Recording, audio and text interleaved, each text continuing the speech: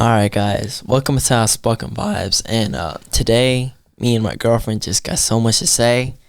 We got so much to say. No, but yeah, I do want to start with the topic just because today we both just took a moment to really think about how we became the people that we are today. And I just feel like this message today is going to really help out whoever's watching. For example, how I became the person I am, and how you want to explain. I feel like a lot of people lose people, lose people that they really love, that they looked up to. I feel like this podcast today is also gonna impact so many souls, and also it's probably like the most emotional one that we've done, just because today we're gonna really speak about like the moments that we personally grew from, and how our mentality, how our strengths, how our weaknesses became our strengths. I want to start off the topic talking about my personal experience on how we became to be the person that we are today, both me and you. And so the thing is with me, let me get a little close up. I think this one right here is gonna be a little good one, to the point where I gotta speak these facts. Yeah, so I first want to start off by how I became the person I am today. The way I became, how I became me, and how my mentality advanced to how I think about life. What age did you start like thinking that way? I feel like when I first started thinking this way was exactly when I was 12 years old. And when I was 12 years old, I faced the hardest phase of my life, like nobody can imagine. So I want to start out by saying this is where it all started from.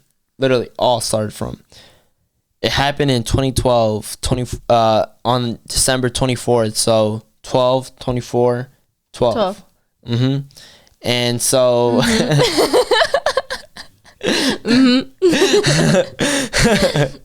you, right?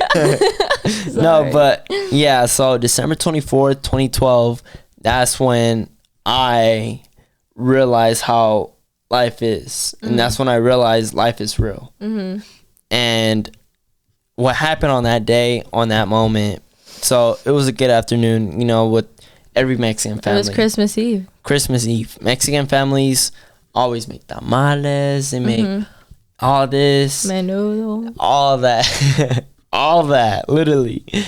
And it was around midday, around like, I'll say 6 p.m. And I was like, you know what? I need to take a shower. I want to make sure I'm clean. Yeah, and my whole family's going to come. So I was like, let me make sure I get right. I get it, it's midday and all, but that was the only time I had, just because I was too busy. Well, I mean, you're about sleeping in too. Well, you're about to open presents and take hella pictures and everything. So me being 12, I just turned 12. Your chunky self. I wasn't chunky. Yeah, you were. I was just chubby, like little chubby. baby chubbiness. Anyways, hop in the shower. I'm, same old usual, and I just hear nothing but cries and like loudness and screaming, and I was really scared just because I didn't know what was happening. I was in the shower. I still have a little bit of trauma to this day, and like while you take a shower, I kind of just reminisce about it, and I'm afraid that it's gonna happen again. And really, yeah, like it just kind of gets to me, to the point where I feel weird taking a shower, just because it kind of, having that early on, it just kind of affected me in just a different level, in a different way. Yeah, so I was hearing, cries, screams, and I don't know what was happening. I was already about to get out, and the water's still going, and I was scared. I literally thought there was a stranger robbing us. I thought it was I thought it was somebody, pointing a gun, just all these thoughts. Yeah. And I quickly, I rush out my shower and I just stop the water and I hear everything. I'm just hearing cries from my grandma, my mom, my dad, my brother, my niece, just hearing all this. It's so shocking to me just because as soon as I walked out, when I got out the shower, I look at everybody's face. Before I look at everybody's face, I'm just kind of trying to think and figure out what's happening, what's going on. And the tamales were half made, everything. I mean, you could just smell, just the Mexican house of tamales and just food. Tamales? Tamales. There you go. Tamales. All right, tamales. Yeah, well, besides the food, I just look at everybody's face and they're all crying, and then my brother's mad in his room. Walk into the room, I look at him and he's just crying. He's punching something. He was just so angry and crying. And I was just like, damn. And I looked at my brother's picture and I looked away. I don't want to think it was him. And then walk into my parents' room and look at my mom. And I see her crying in the bed, holding a picture of my brother. I already knew it was something about him. And my brother was in the military, by the way. He was in the U.S. Army. And when I told my mom, I was telling her, I was like, Mom, why are you crying? And she spoke and she told me, your brother. And when I heard that, my heart dropped. She later then told me he passed away.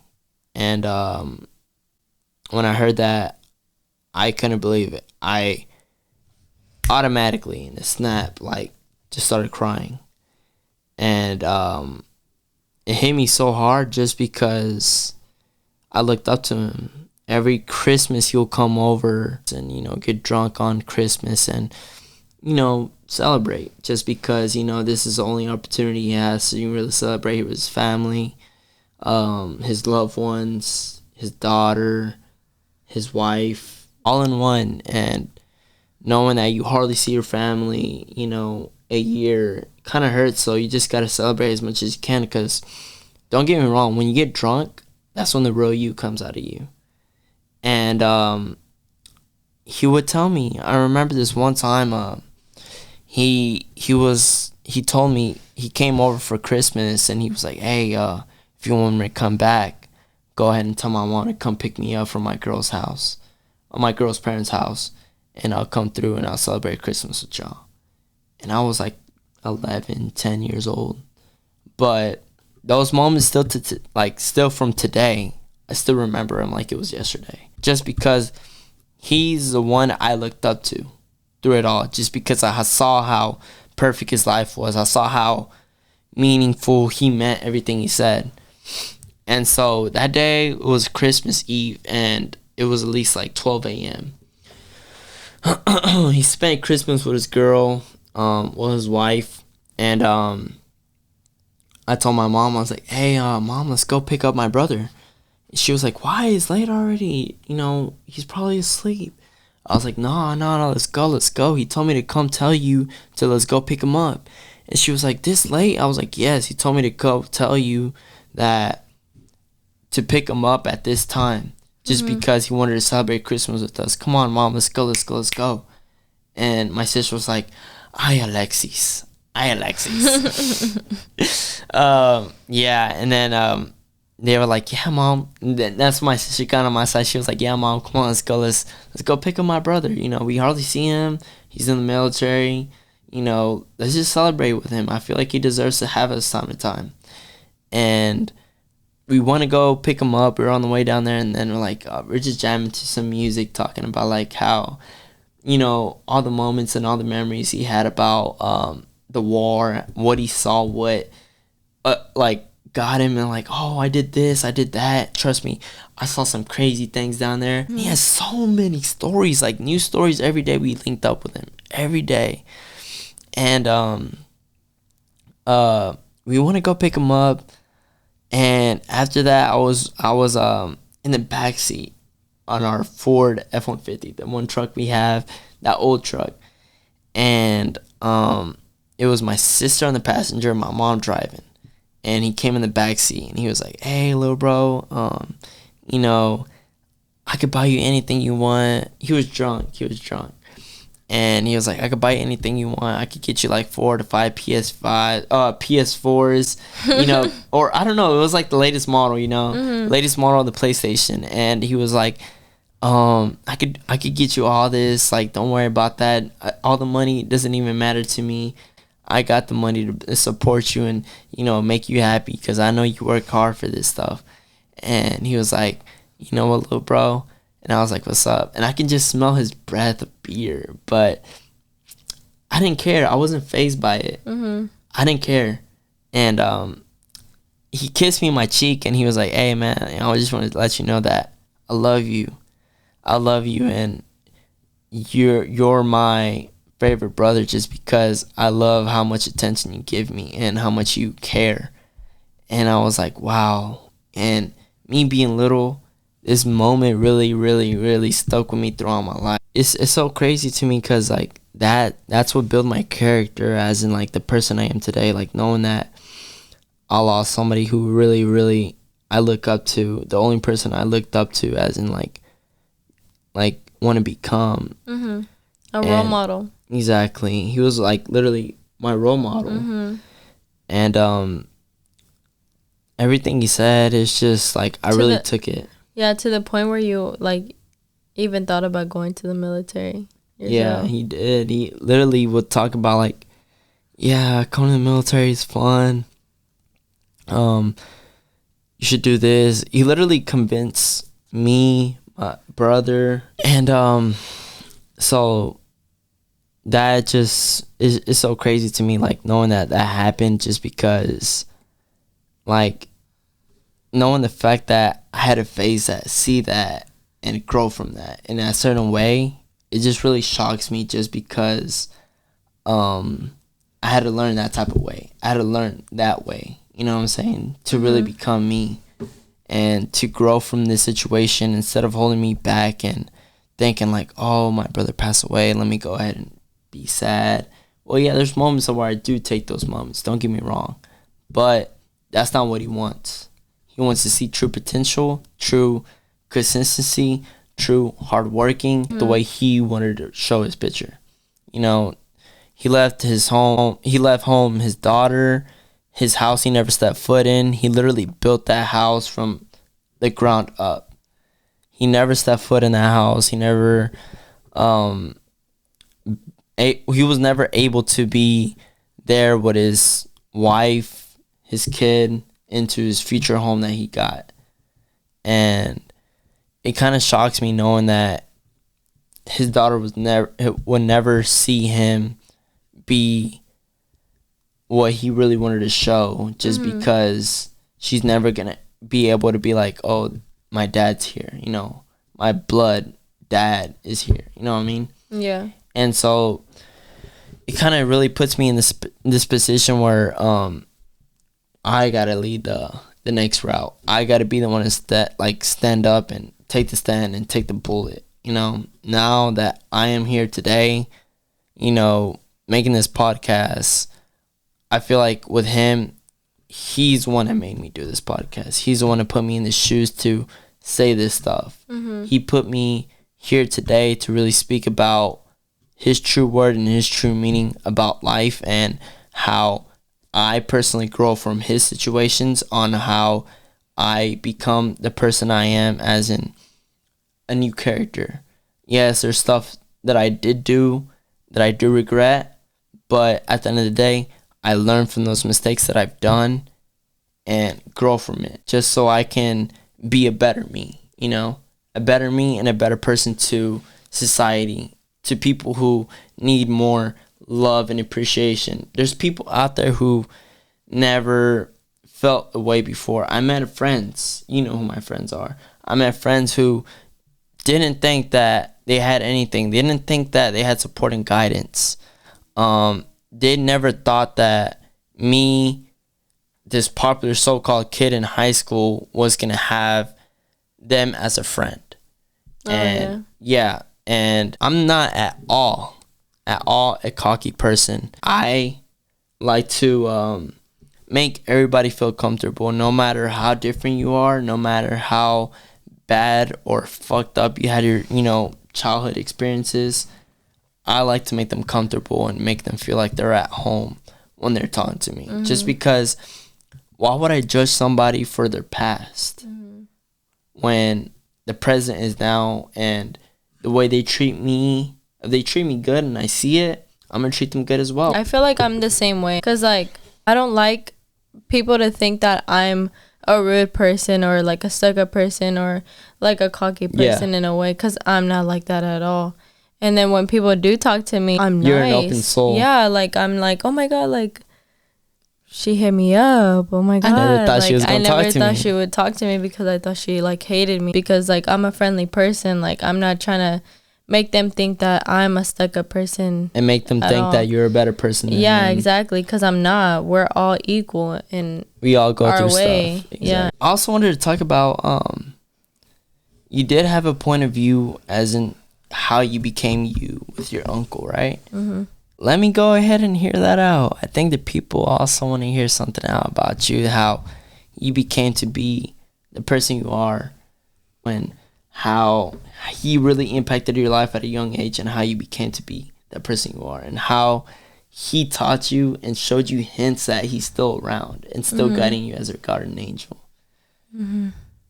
So what is it that Dang, it's so crazy because I kind of just realized something. What'd you realize? Well, I'll tell my story first, and then I'll tell you how I realized when you just were talking to me. Like, I kind of just realized something. Something just popped in your head. That's like what my Theo went through. You know what I mean?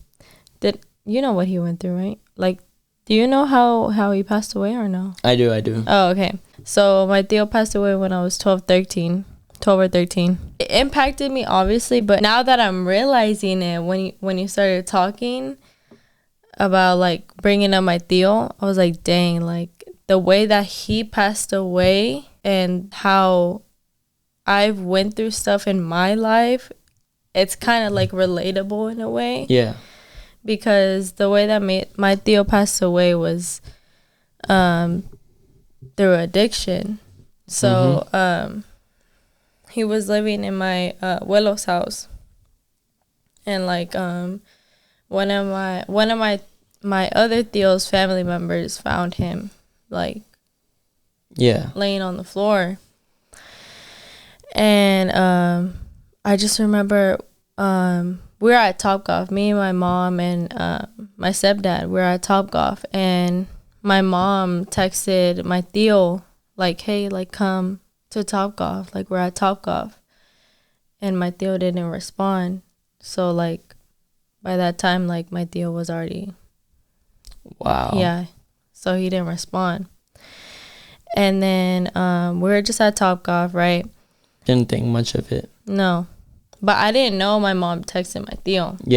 Or invited him. Kind of expected though. Until later, she told me. And then we got home after Topgolf. And then my tia calls me, and, like, she's kind of crying. I don't really remember everything, but she's, like, crying, and she's just, like, telling me to pass the phone to my mom. Wow. And, like, I'm like, okay, because I guess my mom wasn't answering her phone. Yeah. So then I give my phone to my mom, and then out of nowhere, like, I'm, like, by her room, and I give it to her, and then she just, like, falls on the ground and is, like, crying. And I'm like, and you never see your mom like that? No, I'm like, what's going on? Like, I'm so confused. I was like, why is she crying like this? Like, I was just so confused. And then I think my mom, she's like, we gotta go, like, get in the car. So then she was crying while she was saying this. Well, I think they, like, hung up the phone. I think my tia was telling my mom to, like, come, like, hurry to my tia's house. And then I guess she hangs up the phone, gives me my phone back, and then we go in the car. So then we go in the car. My stepdad was just like, he like stopped. Oh shit. He stopped at a red light, and then he asked my mom. He was like, "Should I go? Should I just run it?" She's like, "Run it, run it, run it, go, go, go." And then I'm like, "Oh my god, like something is." She still hasn't told me yet. And then so he runs the red light. He's driving fast to my tia's house, and I don't even know what time this is. It's like was late. it nighttime? Yeah, it's nighttime because we went to Topgolf at like night. So we get to my tia's house, and then I'm just waiting in the car. My mom gets out. I think my stepdad gets out. I think I'm just in my car by myself, or either he's in the car with me. I don't know. But like I'm in the car, like still confused. Yeah, just kind of clueless. Yeah. Once we get there, like I see like an emergency car. Yeah. But the like lights. An ambulance. Yeah, or? but like it's really small. Like it's not like one of those big ambulance no, cars. It wasn't a fire truck. No, it was like a ambulance. It's just like really small. Yeah. Yeah. I'm in the car for probably like an hour. I feel like it's an hour or like 30 minutes. Yeah. I'll say like 30 minutes, yeah, but it it feels just felt long. like an hour. Yeah. And then my mom all of a sudden she like comes in the car, and I'm sitting in the back seat, and like she's just like she like hugs me and stuff. I don't know how she tells me, but she's saying like your tío, like he's gone, like he passed away. And then like I'm just like, how? Like how? Like I'm so confused. Like how did he just pass away all of a sudden? I don't remember what she said because I'm young. I get out of the car. I go inside the room. No, not inside the room, but inside the house. And then where he passed away was upstairs in his room. You know what's crazy? What? It was my room. Like, that used to be my room. Oh, really? Yeah. It used to be my room. Wow. Yeah. Knowing that. And, like, he, like, it was, my room was attached to a restroom. It seemed like he either got out of the restroom or, like, just got done taking a shower. And then once he was getting out of the shower, it looked like he was going into the room. And so, like, that's... Oh, my God. I'm going to cry. I think it's my deal. Because, like, literally, he would mess with lights. The lights have been flickering. Yes. I don't know if you noticed. No, I did.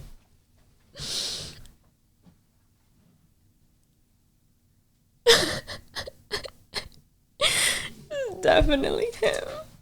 That's so crazy. That is so crazy.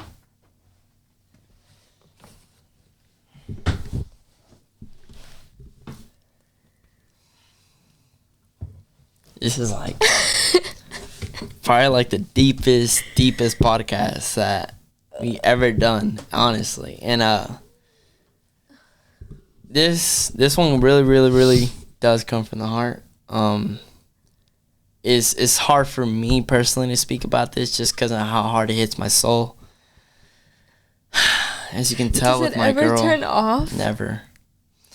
Never turns off. LEDs never turn off on me. And the LEDs just turned off on us, and it's just so shocking for us to like really speak about this just because of how hard it hits us. And it's hard for my girl to speak about this just because how hard it is to really, you know, speak about how we feel about our true emotions. You know, this is not something that we are hiding. This is something that we did face, you know, that we came across on, and you know, made us be the people we are today. You know, we're just being legit with y'all. We're not trying to BS y'all with any, you know, fake podcasts out there. This is not a podcast where we fake our emotions. This is like something that we personally think as in therapy. This means a lot to us, honestly. And we're just here today to just to let y'all know how. That is so crazy. Really, like I'm so like shocked. Like, let me see if it's recording. And you know what's fucking crazy? My Theo passed away in this month. Wow. That's literally so crazy. This never happens in a podcast. Not even that. The lights never... When does it ever turn off? Never. That has never, ever happened. It just blinked. Did you just see that? You just bought them. It just flinched. It did. It's been doing that the whole time. Like I said. Once I started talking about him, or when you started talking about your brother? It's been doing it ever since we were talking about this whole topic. And,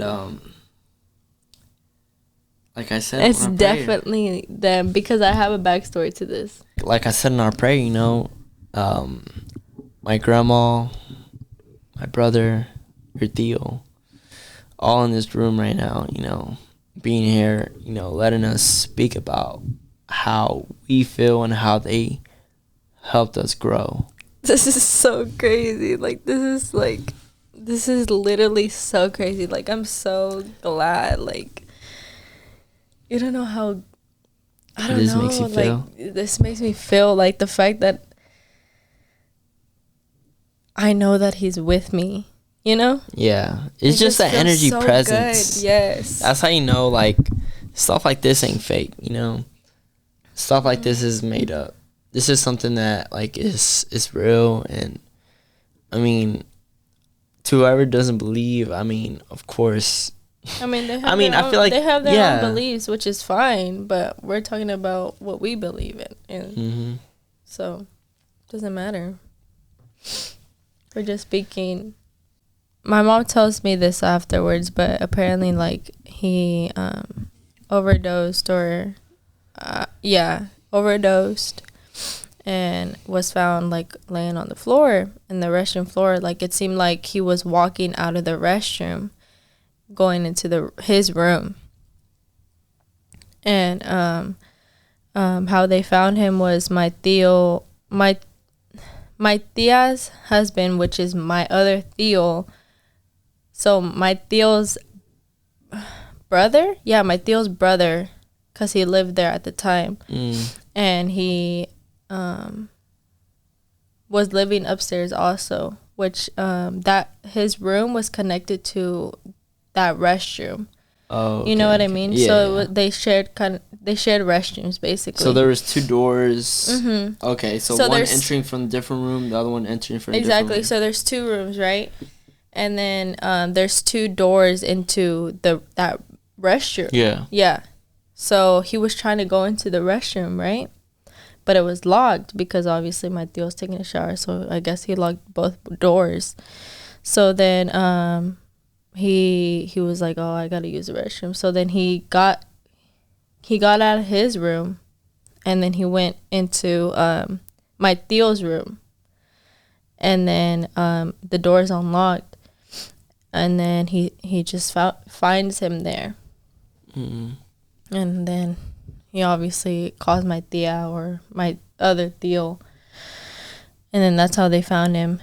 And so, yeah, after I went into the house, I go with my cousin, and, like, we're just watching cartoons, like, and I'm just over here, like, so sad, and I'm just like, dang, like, there's something going on. Yeah, and you're like, just like, yeah, I'm just, like, thinking about it, like, while we're watching cartoons, I'm just like, dang, I just hear, like, talking and, like, crying, and then my cousin, he's just over here, like, clueless, just watching cartoons, and I'm just like, damn, like, what seemed to me, he didn't know what was going on. Yeah, because I think he was probably 10, and I was like, I feel so bad, like, I don't even know if I should tell him, but I was like, no. We all go outside in the backyard. I think that's when the ambulance, like, ended up taking him out of the house, because I think nobody could be in the house at all.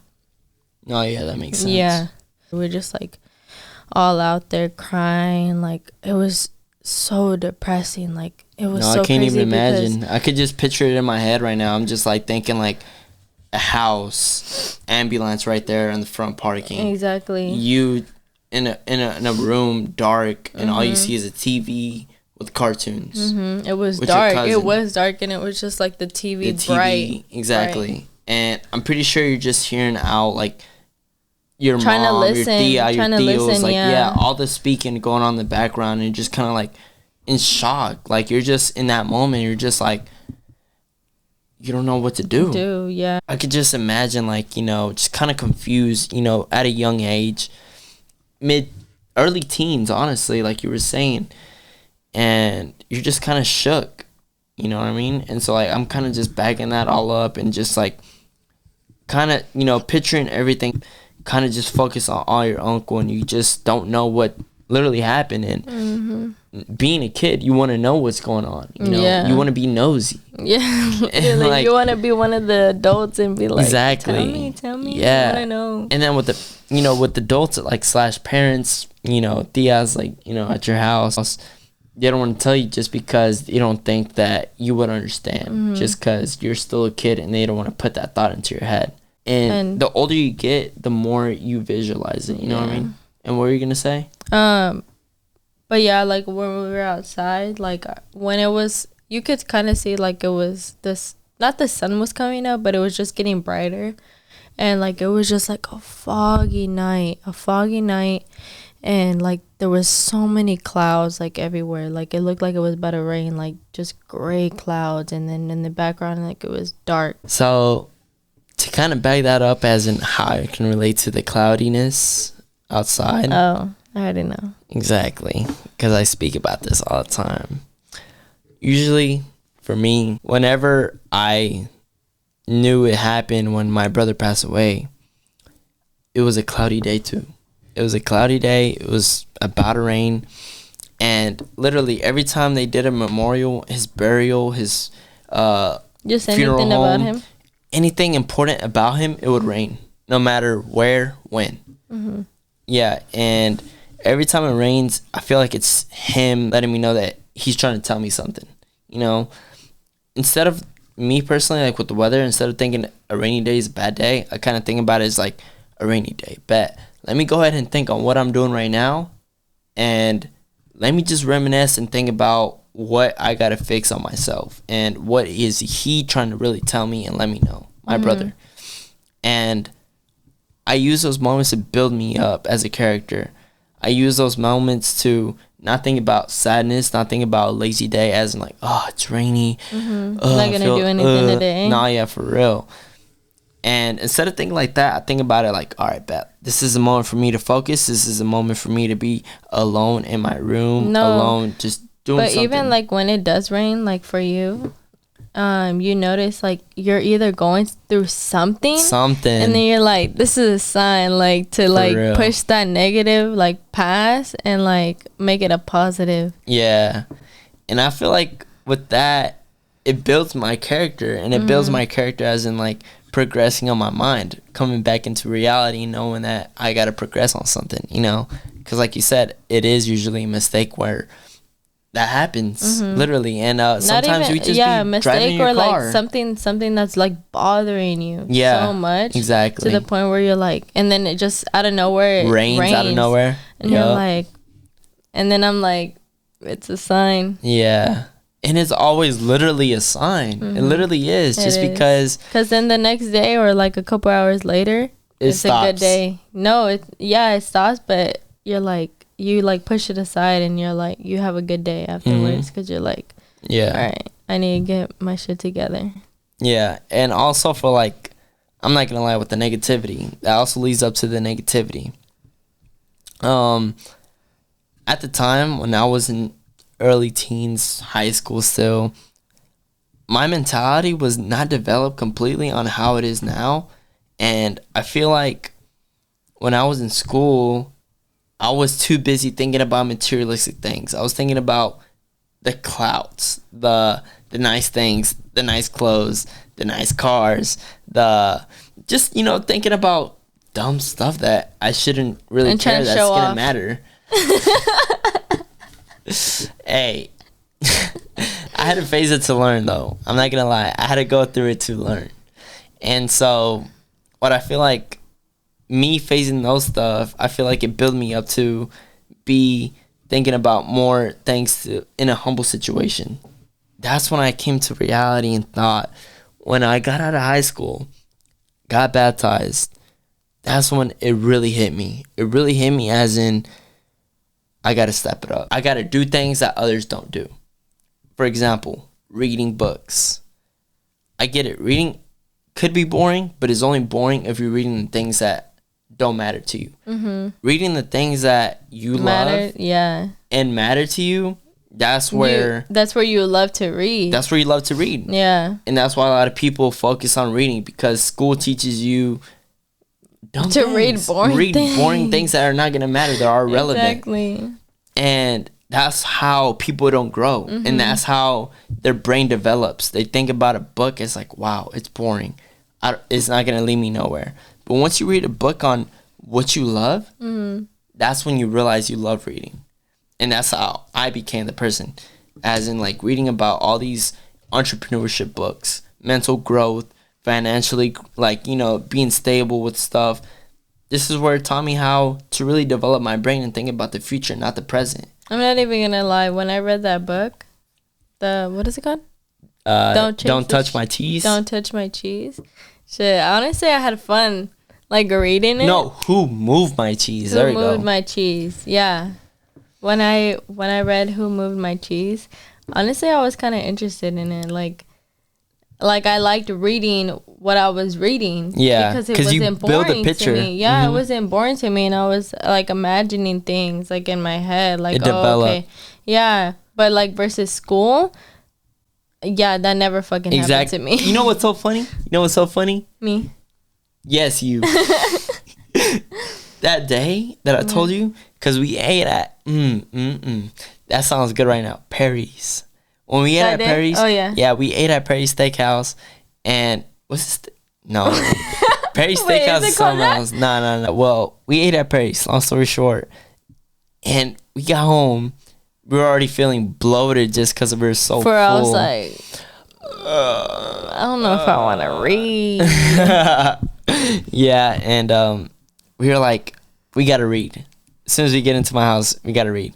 And you were like, I don't want to read. Like, you were just throwing that emotion. Yeah, because, like, I don't ever read. I don't. Exactly. And I was like, you gotta discipline yourself. Yeah, every time I read something, it was something that I didn't like, or something that I wasn't interested in. Exactly. And I feel like that's how, I mean, no disrespect to school, just because you do learn things there. You don't get me wrong, you do. But they just don't teach you the right things. Sometimes. I feel like high school, it's just high school that doesn't really teach you things. Like, when you're in college, I feel like what you sign up for or what you're majoring in, it's what you're gonna learn because you're signing up for it. You know what I mean? Yeah. But with high school, you're kind of forced to go in those classes. Exactly. But with college, you're signing up for classes that what you're majoring in. And that's what I'm saying. Like, with reading books, it really built my knowledge on how to be myself more organized. Me writing down in my journal too. Once I write it down in my journal, that's when I know how I keep myself organized. I date everything that I literally write down. Once I do that, I manifest it. But I don't think about it manifesting. I think about it as in, like, what do I gotta let know to my angel guardians, like my brother, my grandma, and God. You know. And since I'm really heavy on that, I like to, like, you know, really go out on it. Me personally, I do this just because I believe in it. And I mean, how would I not believe in this? I feel good. I'm blessed. I couldn't have been more blessed than the way I am right now. I get it. I don't live the best life, but I appreciate the little things. I mean, you just really got to appreciate life on how it is, not on the materialistic things that life gives you, you know? Because once you focus on that, it kind of, like, separates you from, like, you really living your life to be happy you. You know what I mean? Don't get me wrong. Nice, luxurious things, nice designer clothes. That makes you feel confident. But it doesn't fulfill you on the soul you're in. You know what I mean? Like, your soul is the real you. The clothes is just a frame. It's a frame. It's a picture. Like, you're just putting a picture out there. But at the end of the day, like, it's not really you. You know what I mean? And that's when I realized, like, clothes, all this designer nice clothes I had back in high school didn't mean nothing. Where's it now? I sold it. That's how quick it just left my life. You know what I mean? and just snap of a finger, it doesn't matter no more. And that's how you know materialistic things don't value you as the person you are. And so with our like topic that we're talking about, like, it's really deep for us, just because yes, we talk about how bad it affected us and the trauma that it caused us, but at the end of the day, we're trying to progress ourselves on making our loved ones proud. Yeah. And once we make our loved ones proud, that's how we know we accomplished our goal. And how we accomplish ourselves as in being a better us, being a better couple. Well, yeah, with this topic today, we just really want to take this moment and really explain on how we became us, as in how we handled that situation and how we overcame our situation to help us. Life is never going to be easy, and it never will. And I do want to let that be noticed out there. So with our podcast, I want you guys, the viewers, to really bag this in and really think about how real stuff is out here. So and we all go through losses in our life, and that's okay. Like, we just all have to phase it, you know, and we had to realize like why it happened, or even realize why it happened to you. Maybe it's just a life lesson, and maybe so that you can know that not to do certain things, or who knows, like it could literally be anything. And just to cherish like moments with your loved ones. Also, you gotta cherish every single moment with your loved ones, and tell them that you love them every single day. Hug them, and yeah, because you never know. Yeah, tomorrow's never promised. Exactly. Stuff like this isn't really easy to talk about, but us personally, definitely not. Yeah, it was not easy for me to talk about, but we just wanted to be on legit. On here, we talk about real shit. Yeah, and we don't lie about what we say. And everything is facts. We're just about wrapped up with this one. We just wanted to let y'all guys know how we really feel about, you know, our situations. If y'all guys want to see different like videos like this more often, just go ahead and let us know in the comments, and let us know in the feedback that y'all think about what we spoke about. Honestly, I feel like this is like therapy, because I feel like I really needed this. Yeah, and like just release something, you know? Just really be outspoken. Ooh, literally. Outspoken vibes. Outspoken vibes, because, hey, I be the mood of the day. This is the mood of the day. Nah, but yeah, shout out to the Mood Original on Instagram. Also, I just want to close this out by saying y'all guys can always find us on Instagram at Outspoken Vibes Pod, and find us on TikTok on Outspoken Vibes. And then, of course, if y'all want to support, like, you know, our merch that we got, you know, the Mood Original, find us on Instagram. And, of course, you know, go ahead and leave a like, comment, subscribe, and don't forget to turn on that bell, because we always coming out with the banger every week and staying consistent. You already know how it be. Every motherfucking week. And, you know, this is how we are. You know, we gonna spit facts, and that's the way it's gonna end, for real. And that's on per. Like that, for real. Per. Man, fuck, and we out.